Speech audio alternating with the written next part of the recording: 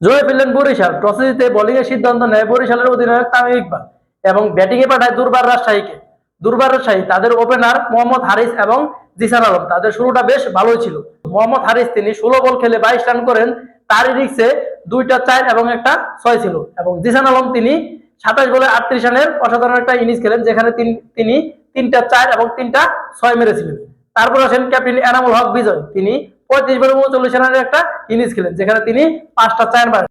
এবং তারপরে আসেন ইয়াসির আলী তিনি ২৩ বল খেলে ৩৭ রানের একটা ইনিংস খেলে যায় এবং দলকে একটা সম্মানজনক স্কোরে নিয়ে যেতে সাহায্য করে। তিনি তার ইনিংসে ২টা ৪ এবং ৩টা ৬ মেরে। তারপরে যারা ব্যাটিং এ আসেন তারা তেমন কিছু করতে পারেননি দলের জন্য। তারপর আসেন রায়ান বল তিনি ১১ বল খেলে ১০ রান করেন, তার ইনিংসে একটা ৪ ছিল।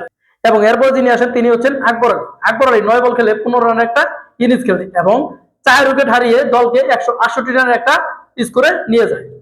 আজকের ম্যাচে বরিশালে বোলারদের মধ্যে শাহিন আফ্রিদি তিনি ৪ ওভার বল করে ২০ রান খরচ করে ২ উইকেট নিয়েছিলেন। এটা ছিল তাদের সর্বোচ্চ বোলারদের মধ্যে উইকেট নেওয়া। এবং ১৬৯ রানের জবাবে ব্যাটিং এ আসে ফরচুন বরিশাল, তাদের ওপেনার তামিম ইকবাল এবং প্রদীপ কুমার। তামিম ইকবাল তিনি শুরু থেকে আক্রমণাত্মক ক্রিকেট খেলে আসছিলেন এবং তামিম ইকবাল তিনি যেভাবে ম্যাচে নিজের দাপট দেখিয়েছিলেন তা প্রশংসনীয় এবং তার ব্যাটিং দক্ষতা এবং ম্যাচের পরিস্থিতি অনুযায়ী তার খেলার পদ্ধতি ছিল দারুণ। তামিম ইকবালের আজকের ইনিংসে ৪৮ বলে ৮৬ রানের একটা বিধ্বংসী ইনিংস ছিল, যা ফরচুন বরিশালকে জয়ের চূড়ায় নিয়ে গেছে এবং দুর্বার রাজশাহীকে ভেঙে চুরমার করে দিয়েছে। এবং তামিম ইকবালের সাথে ওপেনিং আসেন প্রদীপ কুমার তিনি কিছুই করতে পারেননি দলের জন্য। আজকে তিনি ৯ বল খেলে মাত্র ৩ রান করে আউট হয়ে যান।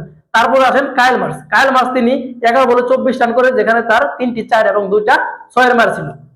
তারপরে যিনি আছেন তিনি হচ্ছেন তাওহিদ হৃদয় আজকে তেমনটা ভালো করতে পারেননি দলের জন্য। তিনি ১৪ বল খেলে মাত্র ১৩ রান করেন। এবং তারপরে ব্যাটিং এ আসে ডিপেন্ডেবল খ্যাত মুশফিকুর রহিম তিনি ২৪ বলে ৩৪ রানের একটা অসাধারণ ইনিংস খেলেন। তার ইনিংসে তিনি ৪টা ৪ এবং একটা ৬ মারেন এবং শেষ পর্যন্ত তারা অপরাজিত থেকে বরিশালকে জয়ের চূড়ায় নিয়ে যায়। তামিম ইকবাল এবং মুশফিকুর রহিম তারা শেষ পর্যন্ত মাঠে থেকে ফরচুন বরিশালকে জিতিয়ে মাঠ ত্যাগ করে এবং বরিশালের জয়ের পিছনে তাদের একটা সুন্দর অবদান ছিল। আজকের ম্যাচে ফরচুন বরিশাল তারা ১৭.৩ ওভার বল খেলে ৩ উইকেটের ব্যবধানে ১৬৯ রানে পৌঁছে যায় এবং ম্যাচটা জিতে যায় ৭ উইকেটের বিনিময়ে। আজকের ম্যাচে দুর্বার রাজশাহী বলাররা কিছুই করতে পারেননি দলের জন্য।